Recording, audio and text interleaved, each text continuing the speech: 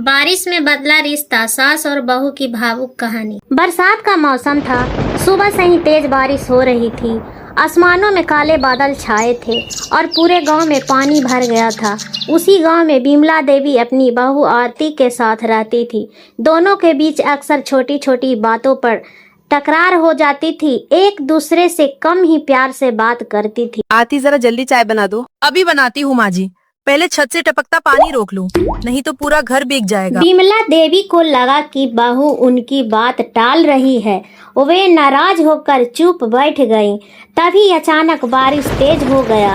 घर के बाहर पानी भरने लगा। कुछ देर बाद आरती ने चाय बनाई और सास के पास रख दी। माँ जी, पहले चाय पी लिए, फिर मैं आंगन का पानी निकालती हूँ। इतने में बिमला देवी का पैर फिसल गया और वे आंगन में गिर पड़ी। अरे बचाओ!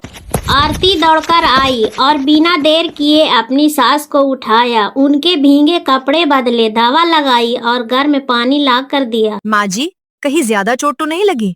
चलिए आराम कर लीजिए। बिमला देवी की आंखें आंसू से भर गए।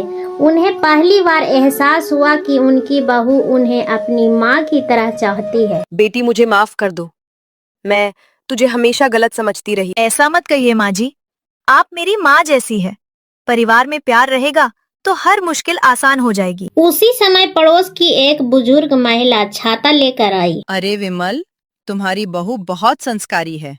आज उसने तुम्हारी जिस तरह सेवा की, हर किसी के बस की बात नहीं। बिमला देवी मुस्कुराई और उन्होंने पहली बार अपनी बहू का हाथ प्यार से पकड़ लिया। आज से तू सिर्फ मेरी बहू नहीं, मेरी बेटी है। और आप हमेशा मेरी माँ रहेंगी। बारिश धीरे धीरे थम गई। बादलों के बीच से धूप निकल आई। जैसे मौसम साफ हुआ, वैसे ही सास और बहू के रिश्ते में भी प्यार और विश्वास की नई रोशनी आ गई। उस दिन के बाद घर में कभी झगड़ा नहीं हुआ।